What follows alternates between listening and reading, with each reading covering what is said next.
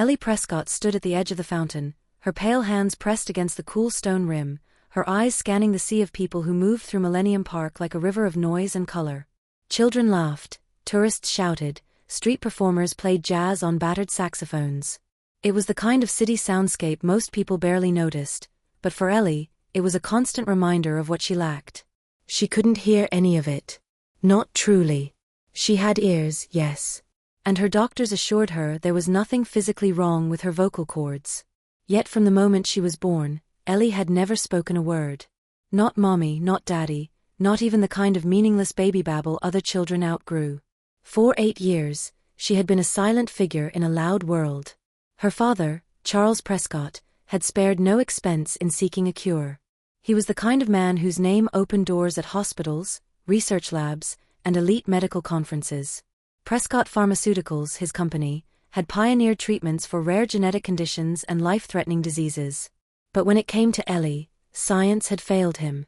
And so she stood in silence, wearing a navy blue coat with silver buttons, her blonde hair braided neatly over one shoulder. She looked like the picture of privilege, because she was. But privilege had its limits, and Ellie had already found them. Her nanny stood a few feet away, distracted by a phone call, letting Ellie linger by the fountain alone. She watched the water arc and fall in gentle rhythms. The mist cooled her cheeks. Her throat felt dry again. It always did. No matter how much water she drank, no matter how many herbal remedies the specialists in California had sent, there was a tightness she couldn't shake.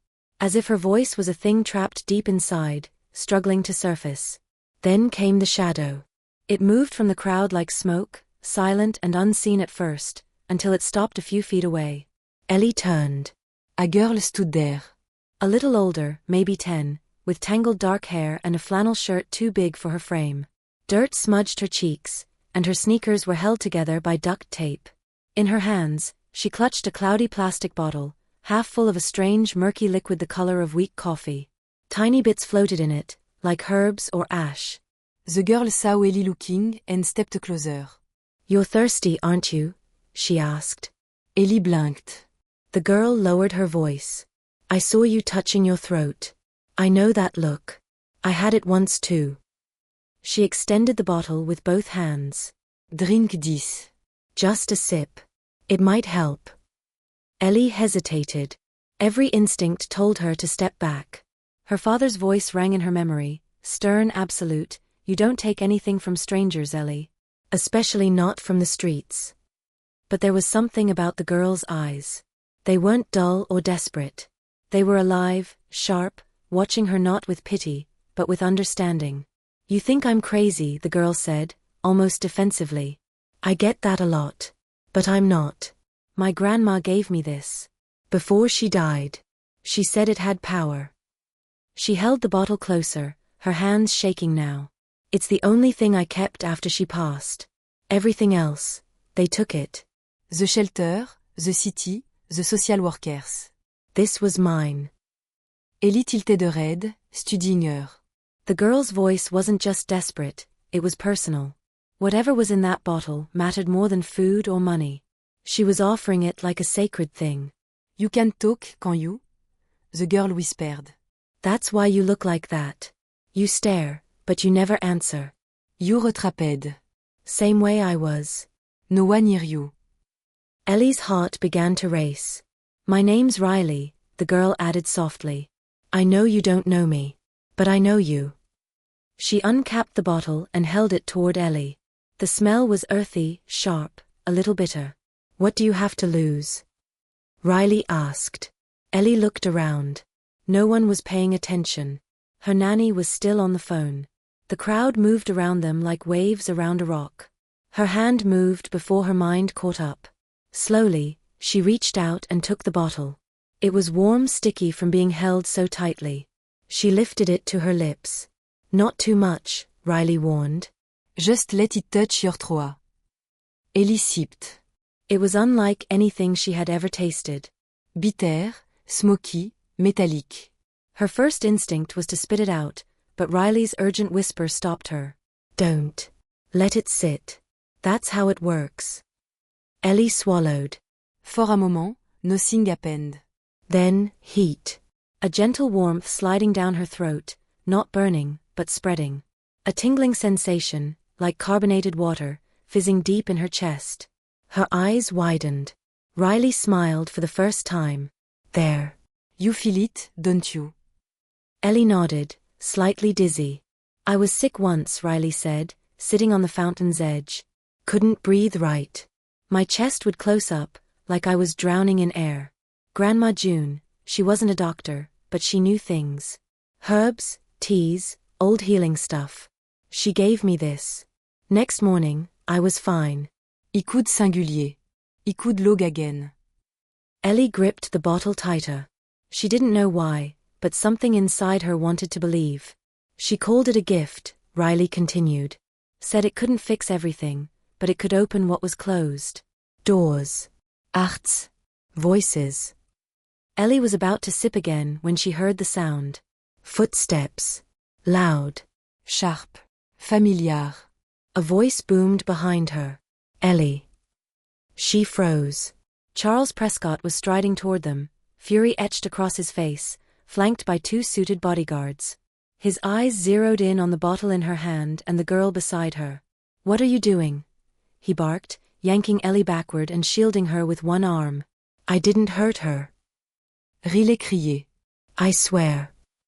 What the hell is in that bottle? He roared. Riley held it close to her chest. It's not poison. He turned to Ellie. Did she make you drink that? Did she? Stop. Ellie gasped.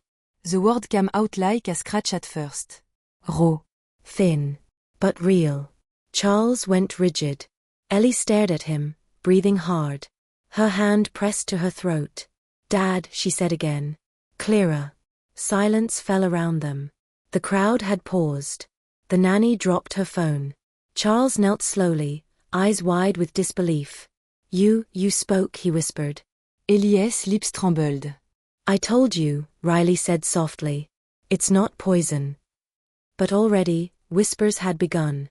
Phones lifted. Cameras pointed. A line had been crossed, and nothing, not even money, could undo it. The silence that followed Ellie's voice was almost heavier than the silence that had always surrounded her. For 8 years, there had been nothing. Not a whisper, not a But now, with one breath and one word, the world around her changed. Charles Prescott looked at his daughter as if he were seeing her for the first time. His expression was frozen between shock and disbelief, a man used to having every answer suddenly rendered speechless. Ellie looked back at him, chest heaving, hand still on her throat. She wanted to say more, but the effort had taken everything.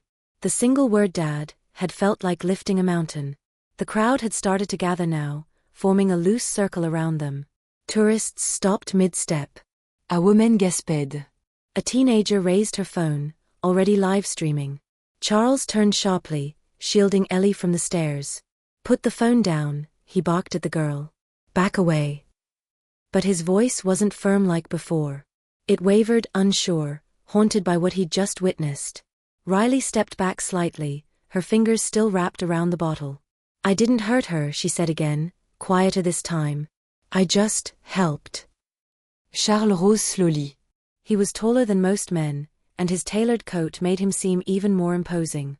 But in that moment, his power looked fragile. You think you helped? He asked, voice low and hard. Giving a child some filthy, unknown substance from a bottle that looks like it came out of a trash can? It wasn't trash, Riley said. It was medicine. My grandma, she made it. Your grandma, he scoffed. What is this? Witchcraft? You could have poisoned her. She spoke, Riley said simply. Didn't she? That stopped him. He turned toward Ellie again. She hadn't spoken since that one word, but her eyes, clear, steady pleading, told him it wasn't a fluke. She's never, he murmured, almost to himself. Not once. Riley stepped closer again, cautious. It doesn't work like regular medicine. My grandma called it the tincture of voice. She said it helps people find what's been locked away. Charles stared at her. You expect me to believe that some folk remedy from the backwoods helped my daughter do what specialists and surgeons couldn't? Riley didn't flinch. Believe what you want. I didn't give it to her for you. There was defiance in her voice, but also something softer, sorrow maybe. Understanding. It wasn't pride. It was pain, worn so long it had become armor. A man in a business, she stepped forward. Sir, if that liquid caused her to speak, we need to have it tested. I know someone at the National Institute for Biomedical Research. Charles nodded. Take the bottle, he ordered one of the bodyguards. Riley pulled it close. No. Excuse-me. Charles turned back to her. You can't take it, she said. There's not much left. If you test it, you'll ruin it. That's the last of what my grandma made before she died. We'll replicate it, the man in the suit said. You won't, Riley snapped. It's not just about what's in it. It's how she made it. When. Why. It's the memory of her hands. Her prayers. Her stories. Now, more people were filming. The moment was becoming something bigger than all of them. I won't let you destroy it, Riley said firmly. Charles stared at her. He was used to getting his way, especially with people like her. Street kids didn't say no to billionaires. But Riley didn't budge. He looked back at Ellie. She had stepped away from him and stood between them now. Her hand, small and pale, reached out, touching Riley's sleeve.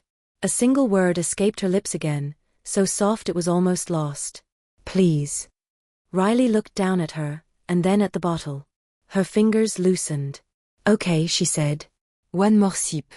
But only if she wants it. Charles moved forward. Absolutely not. But Ellie took the bottle before he could stop her. Just a tiny sip. She didn't cough this time. The taste was still strange, but familiar now. The warmth returned, quicker, deeper, and this time it stayed. Charles stared, helpless. I don't understand, he muttered. You don't have to, Riley said. A woman in the crowd stepped forward. She looked like a teacher, mid-40s, kind face. Maybe instead of arguing, you should ask this young girl where she learned all this. Charles hesitated, then turned back to Riley. Where are you from? She folded her arms, chin raised. Used to live in New Orleans. With my mom and Grandma June. But when my mom got sick, we came here for treatment. She died last year. After that, I had nowhere else to go. No relative. None that would take me. He glanced at her clothes, her shoes, the way she stood with one foot always ready to run. You've been living on the streets. Riley didn't answer, but her silence was enough. And this bottle? My grandma gave it to me when she knew she was dying, Riley said. She said, when someone's voice is trapped you'll know. Give them this. Not to cure them, but to remind them who they are. The words hung in the air like incense. Jessica Moore, the journalist with the phone, stepped in. I've been recording. This is going viral already. I think people need to hear her side before assumptions get made.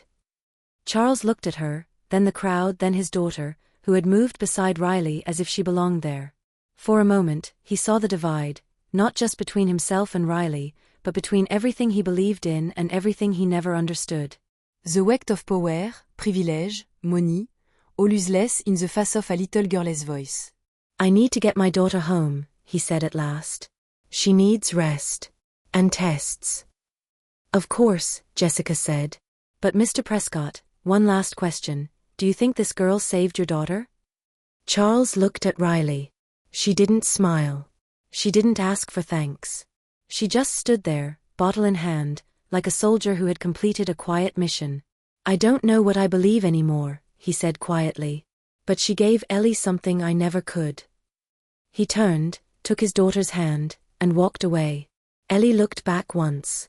Riley lifted her fingers in a small wave. Then she turned and disappeared into the crowd. The next morning, the video had over 4 million views.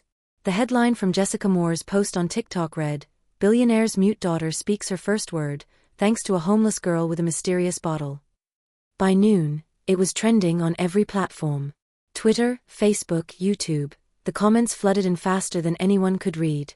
Some were skeptical. This has to be staged. Probably just coincidence. No one drinks a bottle of brown liquid from a street kid and magically talks. Others were enchanted. He cried watching this. This girl should be protected, not dismissed. If that child's telling the truth, we need to find out what's in that bottle. But the one thing no one could ignore was Ellie Prescott's voice. The clip was short, only 9 seconds, but it was clear. A soft, shaky dad, followed by "she helped me." The kind of moment you could watch at tous en time then Steve failure at skip. For Charles Prescott, the attention was unwelcome. He had always kept Ellie away from the public eye. Privacy was sacred in his world, and now it had been shattered by a moment of raw, miraculous humanity, a moment he couldn't control. He sat in his downtown office, the skyline of Chicago stretching out behind him, watching the video on loop. Ellie was at home, resting. Doctors had been scheduled to evaluate her the next day. The bottle had been handed off to the lab at his own biomedical facility. He had expected the media storm. What he hadn't expected was the weight in his chest. A quiet pressure that no press release could fix. He didn't understand what had happened. And he hated not understanding. "Sir," his assistant said through the intercom, "Dr. Reed is here with the preliminary results." "Send him in." Dr. Kenneth Reed was tall, gray-haired, and meticulous. He ran Prescott Biotech's research division and had worked on some of the most advanced pharmaceutical trials in the country. He entered holding a tablet. "Tell me you have something," Charles said. Dr. Reed hesitated. "We ran 3 separate chemical analyses. The contents of the bottle are unusual." "In what way?" "No synthetic compounds. Mostly organic matter. Roots. Bark extract. Trace amounts of fermented herbs. Possibly elderberry, burdock, and something we haven't been able to classify yet. It appears hand-brewed. Traditional, even." Charles frowned. "So it's just tea?"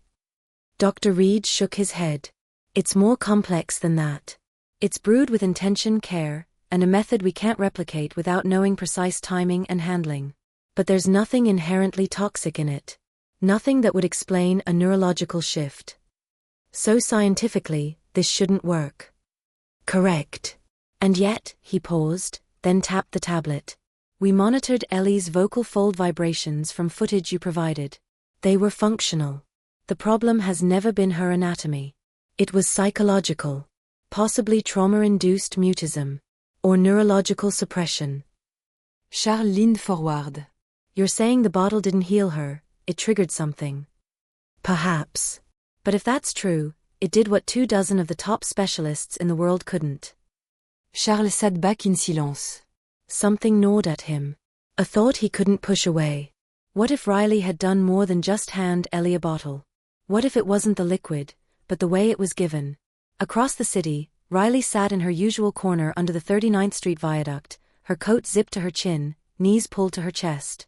A news crew had come by earlier, but she'd refused to talk. She didn't want to be a story. Not this way. She hadn't seen Ellie since that day. Part of her wanted to. But part of her didn't want to get pulled into a world that would chew her up and spit her out. The bottle was nearly empty now, just 1 or 2 sips left. She had kept it wrapped in cloth inside her backpack. It was all she had left of Grandma June. That night, she went to sleep listening to the city, sirens in the distance, trains clattering overhead, the soft murmur of other unhoused people moving through the night. But even as she drifted off, she thought of Ellie. The way her voice had cracked like sunlight through clouds. The way she had looked at Riley with something that wasn't pity, or fear, but connection. The next morning, she woke to the sound of footsteps. She opened her eyes and saw someone standing over her. It was Ellie. Wrapped in a thick coat, her blonde hair tucked under a wool hat, cheeks flushed from the cold. Behind her stood a driver in a black SUV, awkward and out of place in the crumbling underpass. Ellie knelt beside Riley and opened a small notebook. She had written something in large, neat letters. "Please come with me." Riley blinked. "You come all the way here." Ellie nodded. "I thought your dad would have locked you in a tower by now," Riley said. Ellie smiled faintly and wrote again. "You gave me a voice. I want to help you now." Riley stared at the words. "I don't need help," she said, more from reflex than truth. Ellie wrote again. "Everyone needs help sometimes. Even me." Riley looked away. "Your dad a t'aimé." Ellie hesitated, then shook her head. He doesn't trust what he doesn't understand, Riley muttered. Most rich people don't. Ellie touched her arm gently. Come. Just talk to him. Please. It was the please that broke Riley. Minutes later, she climbed into the SUV, clutching her bag tight. The city slipped by the windows in gray and silver streaks. Ellie sat beside her, silent but radiant in a way she hadn't been before. There was something alive in her now, something strong. When they arrived at the Prescott estate, Riley was overwhelmed by the sheer size of it. Marble floors, sweeping staircases, chandeliers like stars frozen in crystal. A maid tried to take her coat, she declined. She didn't want to leave pieces of herself behind in a place like this. Charles waited in the study. The fire crackled in the hearth. He stood as they entered. Ellie moved beside him and took his hand. Slowly, she guided it toward Riley. Charles looked her in the eyes. I don't know what to say to you, he began. You terrify me. You broke every rule I raised my daughter with. And yet, here she is. Changed. Riley said nothing. I had your mixture tested. We can't replicate it. We don't understand it. But she's speaking again. Dette salée y est wanted. He paused. And I owe you. I don't want your money, Riley said. I wasn't offering money, he replied. I was offering an apology. That surprised her. I can't change how I treated you that day, Charles continued. But I can do better going forward. If you'll let me. Ellie reached into her pocket and pulled out a folded slip of paper. She handed it to Riley. It was a certificate. Enrollment at West Haven Academy. A full scholarship. Riley finget trembled.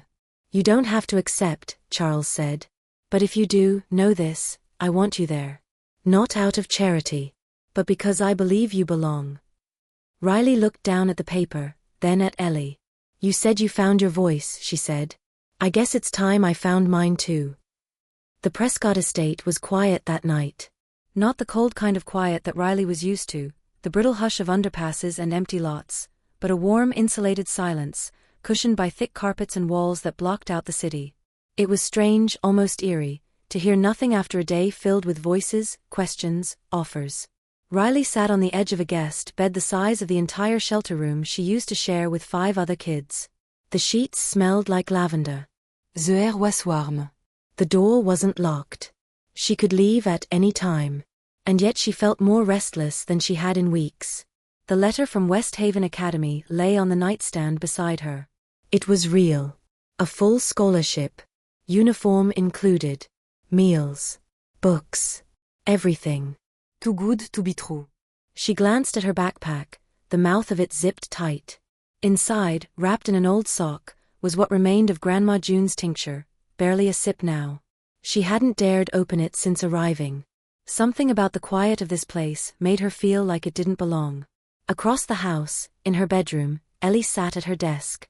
A lamp glowed beside her, casting a warm light over her notebook. She had been writing all evening. Pages filled with short sentences. Practice, her speech therapist had said. Speak and write. Strengthen the connection between what you think and what you say. But tonight, Ellie hadn't said a word. It had started earlier in the afternoon. A tightness in her throat. At first, she thought she was just tired. Then, the warmth she'd felt since the sip gone. Replaced by a familiar coldness. Like the door inside her had shut again. She had tried to say Riley when they were sitting together in the sunroom. Nothing came out. Not a whisper. Now, staring at her notebook, she felt panic growing. She gripped her pencil tighter and wrote. Something's wrong. Downstairs, Charles was on a call with Dr. Reed. Regression? He asked, pacing the length of his study. Possibly, Reed replied through the speaker. If the change was psychological, it could reverse under stress. She hasn't been stressed, Charles snapped. Reed paused. Change, even good change, is stressful. If she's afraid of losing it, that fear alone could silence her again. Charles leaned against the fireplace mantel, his jaw tense. You told me the compound didn't explain her breakthrough. We can't confirm that it caused anything, but we also can't rule out that it acted as a catalyst. There are still unknowns. What about the girl? Charles asked. Riley. Can she make more of it? She won't give up the last of it, Reed said. She's protective. Émotionnel attachement. It's understandable, but scientifically frustrating. Charles ended the call and looked toward the window. The city beyond glittered under the night sky, indifférent à Ever. He had spent a lifetime solving problems by force, money, pressure, strategy. But now, with the one thing that mattered most, all he could do was wait. Riley knocked softly on Ellie's bedroom door. Ellie opened it halfway. Her face was pale, her eyes rimmed with red. You okay? Riley asked. Ellie shook her head and held up her notebook. The page read. He can't speak again. Riley's stomach dropped.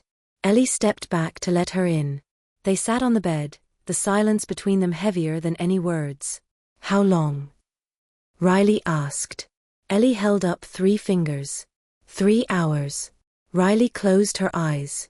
Her fingers found the zipper of her backpack and hesitated. She had been saving the last of the tincture, not even sure for what. For someone else, maybe. For herself, if the asthma came back. But now, Ellie looked at her with something more than fear. It was hope, slipping. Riley reached into the backpack, unwrapped the sock, and held the bottle between them. This is it, she whispered. The last of it. Ellie nodded. I'll give it to you, Riley said. But you have to promise me something. Ellie waited. You have to promise that you'll use your voice for more than just yourself. You have to speak up. For people like me. For kids no one listen to. Ellie picked up her notebook and scribbled quickly. I promise. I'll never be silent when someone else is hurting. Riley handed her the bottle. Ellie took a small sip. The warmth returned instantly, gentler this time, but steady, like the flicker of a candle relighting after being blown out. She swallowed, breathed in, and whispered thank you. Riley smiled. The next morning, Jessica Moore was waiting outside the Prescott estate.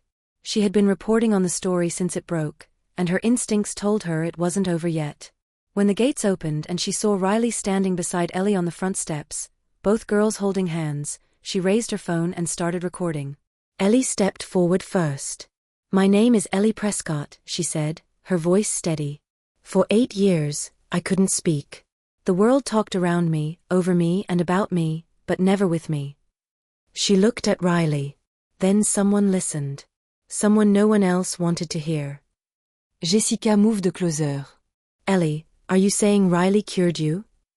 Ellie shook her head. She didn't cure me. She helped me remember how to trust. How to believe in myself. That's what gave me my voice. Jessica turned to Riley.